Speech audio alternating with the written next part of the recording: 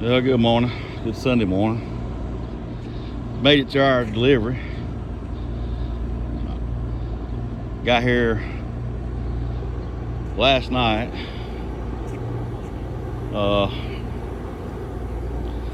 There ain't nobody here.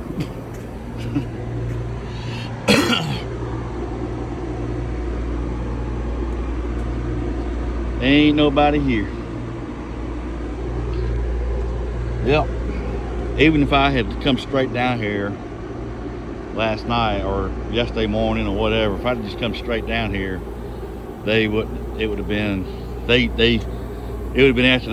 after the shift left and all that. You can see the dock. They got crap all in the way and doors messed up and all this other stuff. So well, I tell you.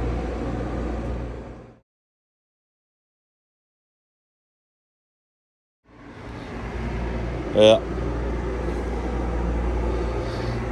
Yep. We got here. I parked it. Came on down here last night, and like I said, I did my 10-hour break. I did my 10-hour break at the yard, and as soon as my 10-hour break was up, I took off. And even if I had left right then, these people, apparently the shift goes from 6 a.m. to 6 p.m. I think if I had left right then without having to get fuel, I think I'd have showed up here around 5:30. So, it's questionable whether I could have got it off yesterday or not. It's got today's date on it. I came here past Tuesday, and they did that record turn. It's like 4:30. Well, it's actually around 4. So they should come in around 6. And hopefully they go ahead and get me unloaded in a couple hours and I can ease on up the road. I got about a 2-hour drive to my they must be getting ready to add on here. Check this out. See that? They adding on here. Look like getting ready to put another building here or something. But yeah, I got here last night. There's a truck stop about 2 miles from here. Well, about 3 miles from here. I went there and got me a shower. I pulled up. I got in there and parked. It was one of the last parking spaces they had. Got in there pretty good. It wasn't too bad. It wasn't the easiest, but it wasn't the hardest either. And when I wake up, I try to park strategically so I can just get out, knowing that these drivers are going to park in inconspicuous places. All right. So I wake up and I started to park on the back road. I wished I had. I had a little bit more light. Even though I had these lights here, I probably could have done it, but I was just doing it where I could see it without having to do a whole bunch of craziness. And there's 2 trucks parked right dead in the middle of the driveway. And of course I even slid my tandems all the way to the front just to try to. I couldn't do it. So I had to go bang on this guy's door. Now this is after I took a shower. I had to go bang on this guy's door. Fortunately, he got up and he came up there. He was asleep. I get it. I drive a truck too. It just,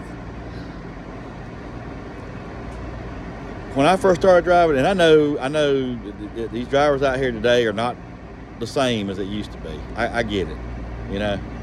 It's just not the same. Back then, nobody would have. Back then, nobody would have made a parking space. Nobody would have parked in the driveway. If it was full, you just went on down the road. Or you went somewhere else to park. You didn't park in the middle of the driveway and block. You didn't do that. That just was going in the fuel aisle. I've been in fuel aisles before where there was trucks lined up in every fuel aisle. Every fuel pump worked, and they'd be 2 or 3 stacked up. Back when we actually had a fuel desk, you know, you had to go inside and get your fuel receipt and all that. It was just, you know, it was like a steady movement. Like a steady movement. You get your fuel, do what you had to do, you pull forward. It was just standard procedure. Everybody did it. You know, you didn't have to be told. But they would get your fuel, you pull forward, the guy would go inside, get his fuel receipt, get him something to drink, and he'd come back outside. By the time he come back outside, the guy he'd been pulled up, got fuel. He was about done fueling. So then he'd go ahead and pull off, and then when he was done fueling, he'd pull up, the next guy pull up. It was just a steady flow. Nobody would park in the fuel aisle and go inside before they got to the fuel pump. And then park 2 or 3 truck lengths back. You didn't see stuff like that back then. You know. But the drivers back then were such troublemaker cowboys, you know. So anyway, but we got here last night. I got me a shower. I'm all cleaned up, all that good stuff. I guess I'm gonna wait till about 6. I walked into the receiving office and ain't a soul in there. So my time actually says 10 o'clock at night. It's got like 10 o'clock at night till midnight. I hope I ain't got to sit here all day. I hope that they come in, you know, I hope they come in a couple hours and they go ahead and take this thing off. It feels pretty good out here. I think it's like 55, 60 degrees. I like early mornings like this when it's, you know, cool, but it's not like freezing cold, frigid Arctic temperatures like up in Sioux City when it was negative temperatures, what they call the real feel, or the wind chill as we used to call it. We used to have the heat index for the heat and the wind chill for the cold. We didn't have all this feels like, they didn't call it that. I don't know. It does feel like that though. Anyway, I'll let y'all go. I can sit here and run my mouth. As y'all can clearly see. I'll give y'all an update. Hopefully we can get this thing off. I'm hoping. Talk to y'all later.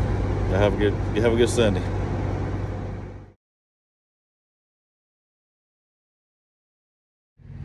Yeah, I just realized something too. I've been talking about going live when I go to Daytona. I'll be going to Daytona. Today's Sunday. I'll be in Daytona in 2 weeks. Actually, less than 2 weeks now. The race will be on that Saturday. We'll be going down early that Friday. I think there's a race and they got qualifications on Friday. It's not the Daytona 200 bikes that's racing on Friday. They got this race called the King of the Baggers with my Georgia dialect. You know, like the Harleys and the Indians and all that. And they're racing bikes, but they got the little baggers on the back. Anyway, they're gonna have that race, I believe, on Friday. I know they do the qualifications on Friday. But what I'm getting at is I was gonna go live. Well, apparently I can't go live because I don't have. You got to have at least 50 subscribers, which I don't have. So.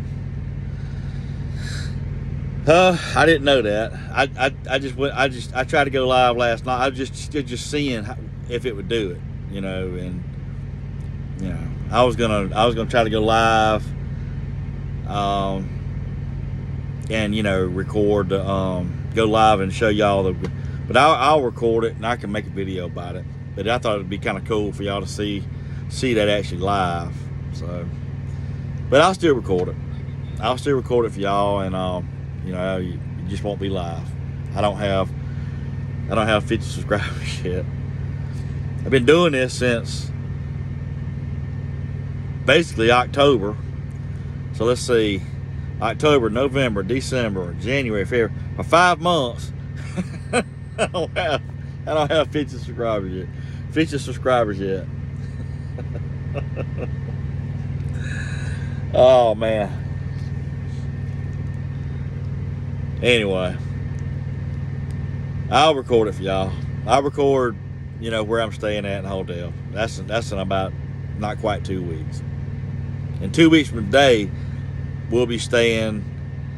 So we're gonna go to the race, and then hang out in Daytona, and go kind of hang out in Daytona and go back to where I got the room. I actually paid for the room last night. Stay there till Sunday, and then we're gonna drive to Jacksonville, which ain't, I don't know, a couple hours from Daytona, and going to a concert. There's a couple bands that we like, and they're not Christian bands, but I mean, I like them, so we're gonna go see that Sunday night, and then we're gonna stay in a hotel in Jacksonville that Sunday night, and then come home Monday. So anyway, we'll talk to y'all later. I just want to give y'all a little update about the live. I have mentioned a couple times about going live for that, but I'm not going to be able to unless I get 20. I think I need 24 more subscribers. If I get 24 more subscribers in the next 2 weeks, then we'll be able to accomplish that for y'all. So we'll talk to y'all later.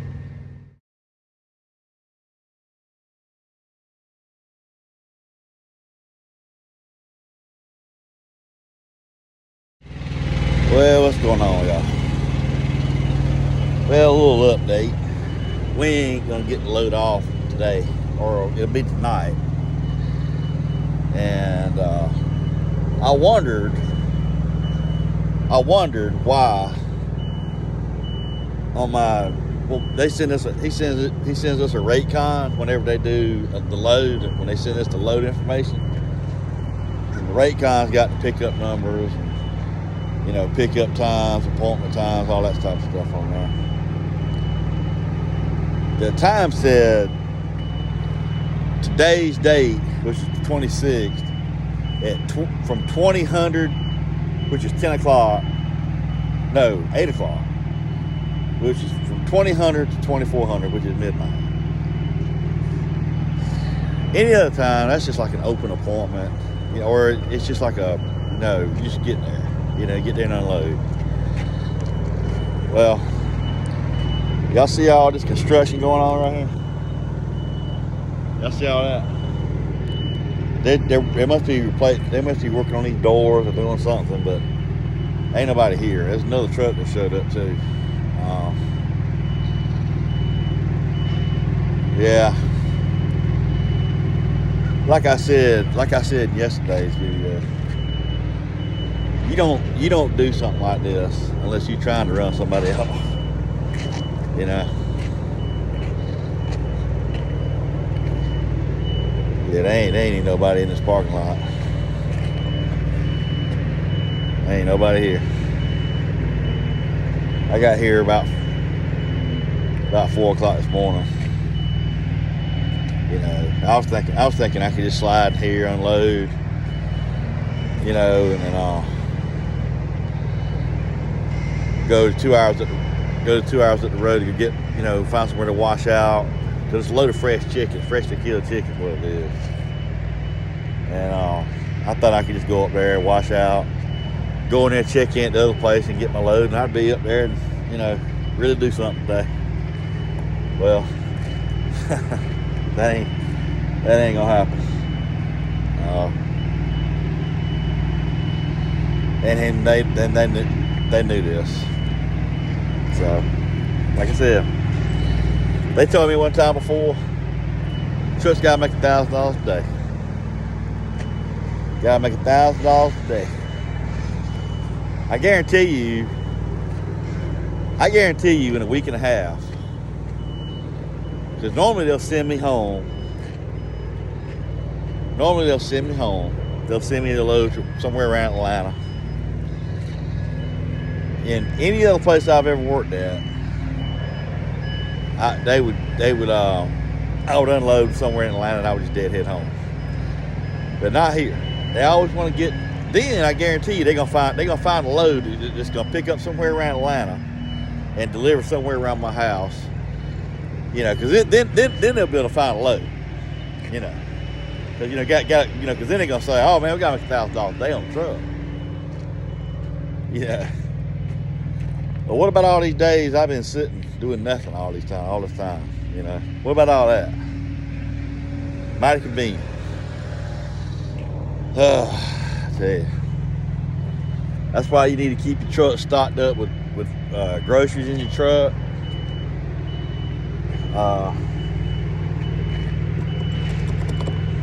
That's what I keep looking at. This little thing right here is loose. But yeah, it just is what it is, man. It is what it is. I'm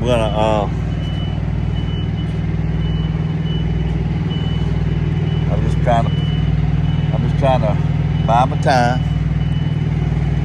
You know, if you sit back long enough, people will tell themselves.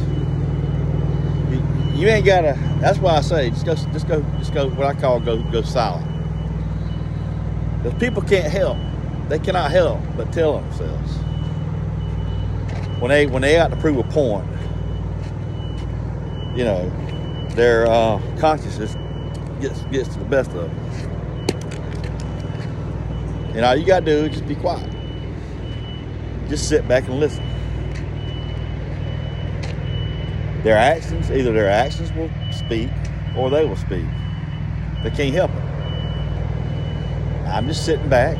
I'm just being, I'm right now. I may have been born in Georgia, but right now I'm from Missouri. Cause you're showing me. Isn't that what they call Missouri people? Isn't that what they call Missouri? The show me state? Man, I'm from Missouri right now, man. I'm all about, even though I hate driving in Missouri, I really hate driving in Missouri.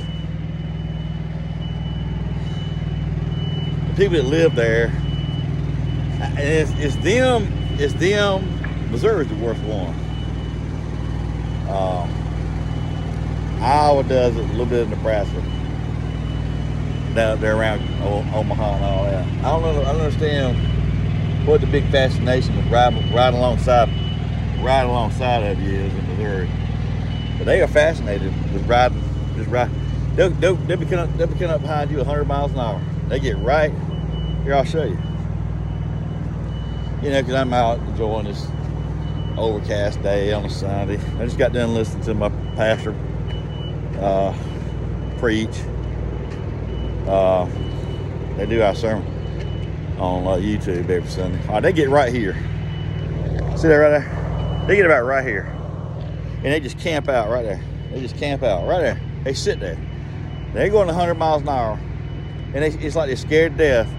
It's like, oh man, I'm scared. I'm scared to go buy this truck. Let me ride beside him for 15 miles. And they'll get up alongside of it like right here, and they just sit there. They just kind of sit there. They just sit there. No hurry. I have to always slow down or something.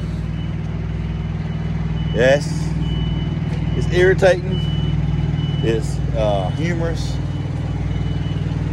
It just is what it is. I don't understand, but people from Missouri do it more than anybody I've ever seen.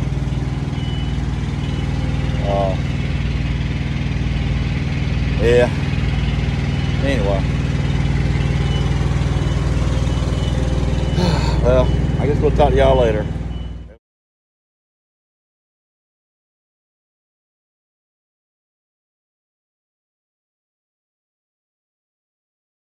I thought I was going to be doing something productive today, but that ain't going to happen. There's a reason that it had 8 to midnight. Well, I found out the reason when I rolled in here this morning. I wondered what that meant. So, they knew. They already knew. And that's fine. Like I said, they saw what I did at the same place. It's ironic that they used this place. It's ironic they did that, you know. But you know, you got to make $1,000 a day. I promise you. I promise you, when I go home in a week and a half, that Wednesday, I'm going to probably unload somewhere around Atlanta. The last time I unloaded in Opelika, Alabama, and I went straight home from there. But the way they're acting, the way they're doing, I promise you, they're going to have me unload. They're going to have me unload somewhere around Atlanta, because they know I don't like Atlanta. And then they're gonna have me pick up a load somewhere around Atlanta that day. Now I'm supposed to be home on Wednesday, but the way they like to do, they like to shorten your days on the front and back end. That's why I started increasing my time. That way I knew I could be home on the day I needed to be home. I'm supposed to be home that Wednesday, but I promise you, I probably won't get home till late that night, because the last time I got home, I was supposed to be home whatever day it was. Well, I had a delivery in Opelika, Alabama, and it didn't unload till like 8 or 9 o'clock that night. Well, I think it was like 6 or something like that. They got me unloaded. It was like a 2-hour drive home. I got home I got home at 11 o'clock at night. So technically I got home the day I asked to, but it was within an hour of the next day. So anyway, those are the types of games I like to play. They gonna be hollering in, oh man, we gotta make $1,000 a day on the truck, man. You know. So, you know, people like to play games with you. If you think about getting in the trucking industry, these are the types of games that this is what you can expect. These are the type of games that you can expect. You know, if you listen to all these channels and they tell you, oh man, you know, you can come out here and make all kind of money. You can with the right company. You can make good money. You can make a good living. But they do like to play games with you. You know. And I hadn't done anything to these people. I hadn't done one thing to them. All I've done, I'll tell you what started, what got me and my dispatcher at odds with each other. It was the load I took to Arizona about a month ago. The load I took to Arizona about a month ago. The one where I sat for like 3 days and it snowed, and they ended up giving my load to another guy that had been, you know, he lived in the area, and he came and picked up the load before I did. The load that I had been waiting on for like 2 days, they gave him my load. I had to wait a whole nother day for the load they gave me. Well, needless to say, I was not happy at all about that. And I ended up beating the guy to Arizona. Now, how in the world he had a 24-hour head start and I beat him out there? Like I said, these are the type of drivers we got these days. And he couldn't figure out how I beat him out there. It's real easy, dude. Real easy. Well, the day that I found out about that load, when I found out that they had, because he lied to me for 2 days straight. He lied, just straight up lied to me. All right. So then, when I found out the truth, of course I hit the ceiling. I was furious. Very, I was very angry. I was very angry. Well, I called him, and I really chewed him out. And, you know, he was like, oh, well, you know, I didn't mean to do that. And, it couldn't be helped. Oh, it couldn't be helped. You know, you're supposed to be a professional in the office working there, but it couldn't be helped what you did. Okay. You know, and ever since then, it's just been a bunch of bull crap. And it's like, well, you're not going to, you know, what he's trying to do is he's got this thing of, well, you're not going to talk to me that way. Well, dude, I mean, how, and I even asked him, let me ask you something. If you went into a restaurant, this was the scenario I gave him. If you went into a restaurant and you had a reservation, and you had made a reservation, and you show up, and then you get there, and you're sitting in line, and they tell you, well, man, we can't honor the reservation right now because we have plumbing issues and whatever, we got plumbing issues, and there's a little bit of a wait. Well, you wait and you wait and you wait. All right. So then you let them know, hey, I'm gonna go across the street and get me go to this convenience store over here. Now this is kind of a wild analogy, but this is what happened.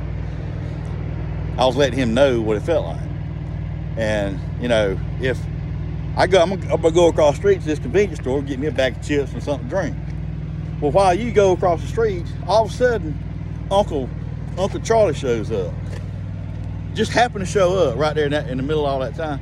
They walk in there and they say, he goes, yeah, I'm with, this is my name, and uses your reservation. And then, yeah, go, we got a seat for you. And then you come back 15, 20 minutes later, and they tell you, oh man, we've already got somebody sat down in your seat. Now, how would you feel? Well, I wouldn't like it. There you go. If you wouldn't like that, now how do you think I like sitting here all the time? And I don't even live here. So anyway, that's what's been going on. And he's been, and then he mouthed off at me when I got to Arizona. That guy, that driver, he calls him, because they're buddy apparently. He calls him, and there's no way this guy beat me out here. There's no, the whole thing. So then my dispatcher calls, and he starts giving me all this crap, And like I said, this is what happened. I ain't got nothing else to do. I can talk about this. So, but all just sitting around, But so the guy got upset that he got embarrassed, and then he called his buddy, who's the dispatcher, and his buddy, the dispatcher, calls me, and the guy was over there. Now, I didn't say nothing to this other driver. He came over there basically interrogating me. So when I started interrogating him back, giving him a taste of his own medicine, well, he didn't like that. And that's when he called dispatcher. Dispatcher calls me, and we have this whole thing. And that's when I got back to, I had a load that went to Waco, Texas. No, I went to that's when I went to Nogales. I went down to Nogales, and I got a load that went back to Arkansas. All right, so when I get back to Arkansas, first thing I did is I go right to the owner, because I wasn't getting anything done with the dispatcher. So I went right to the owner, and they apologized for him, and they even tell me, we can have him apologize to you. And I'm like, look, I don't need anything from him. A forced apology is not an apology. And if he can't come to me like a man, and if this is how he's going to treat me, I mean, I don't need anything from him. So anyway, that's what's been going on, and it's just an agenda. And and apparently nothing was said. Either nothing was said to him like they said they was going to do, or there's a couple bad scenarios, and it ain't good. I'm trying not to believe that they didn't talk to him and they gave him liberty to do this. They have to see what's going on. But like I said, when I tried to contact the owner, one of the owners this past week, by him not responding to me, and all I did was just ask him, hey, have you got a minute? So I asked him, if you got a minute, I just like to just ask you a quick, just ask you a quick question.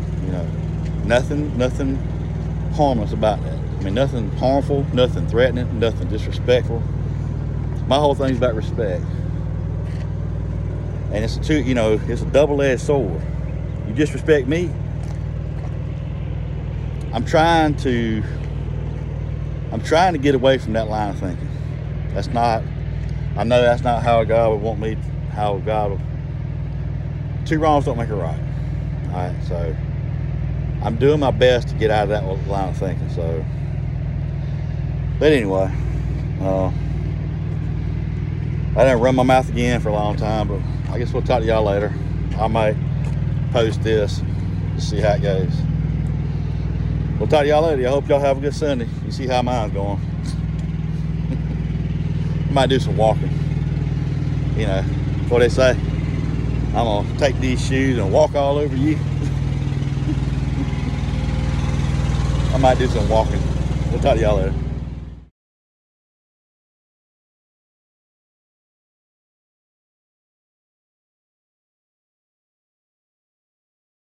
Oh yeah, by the way, I just talked to the guy doing the construction work here. I asked him, hey man, and they're from Georgia, by the way. They're from North Georgia. But they were cool. But I asked him, I said, hey man, I just got a quick question. I said, y'all should be wrapping this up around 8 o'clock tonight, right? He was like, yeah, why? Or how'd you know? I said, well, my appointment is around 8 o'clock. And I said, I didn't know anything about this, or I wouldn't have come here. I said, so I'm assuming y'all supposed to be doing it around 8 o'clock. He said, yeah, around then. And I said, okay, that's what I figured. I didn't know anything about this type of delay, or I wouldn't have, just curious. But anyway, we'll talk to y'all later. Hope y'all have a good Sunday. You see how mine's going. You see this walking I'm doing. I'm walking all over you. Y'all think y'all walking on me. I'm walking all over you. How about that? We'll talk to y'all later.